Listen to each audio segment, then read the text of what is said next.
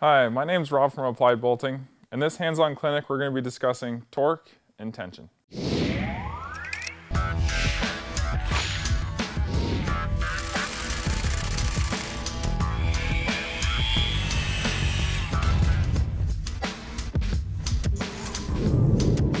What is torque and tension?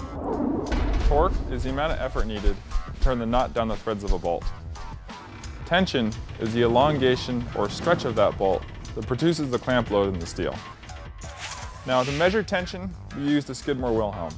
The Skidmore is a hydraulic load cell designed to measure tension independently of torque.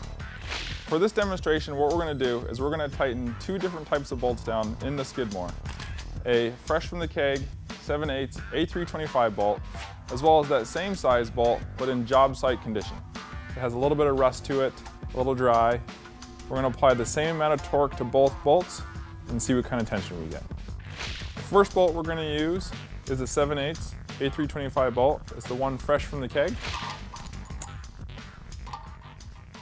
Now, minimum tension for this bolt is 39,000 pounds.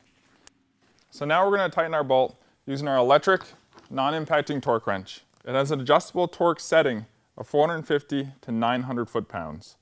When the dialed amount of torque is sensed by the gun, it automatically shuts off. In this case, we're going to set our gun to 450 foot-pounds.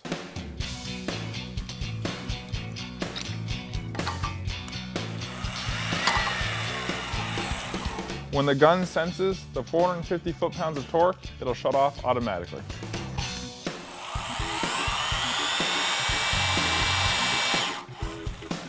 So we got a tension of about 53,000 pounds. We're well above our 39,000 pound minimum, so this is a nice tight bolt.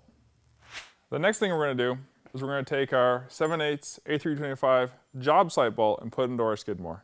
As you can see, it's dry, a little bit rusty, something typical you might find on a job site where storage may not be ideal, or possibly the bolt has been up in the steel and it's been quite a while before the crews come around to actually tighten it. With our wrench still set at the 450 foot-pounds, I'm going to hold my finger on the trigger of the gun and we're going to see what kind of tension we get.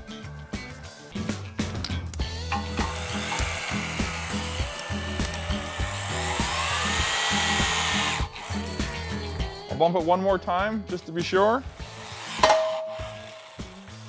We have a tension of about 15,000 pounds, so we're not even close to our minimum of 39,000 pounds, which we're shooting for.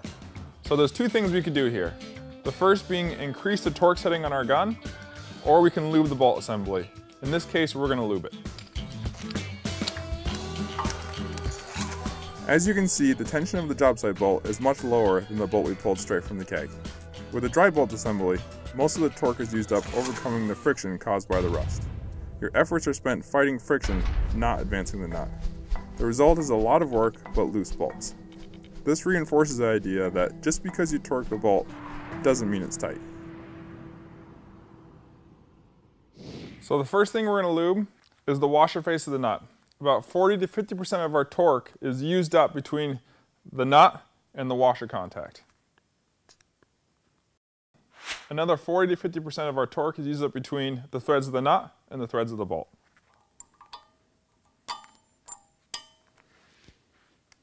Again, we're going to take our gun, still set at the 450 foot-pounds, hold my finger on the trigger, and we'll see what kind of tension we get.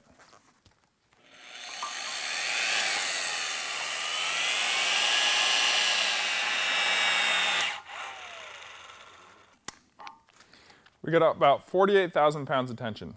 We're above our 39,000 pounds, which is the minimum. By lubing the washer face of the nut and by lubing the threads of the bolt, we're able to more than double our load.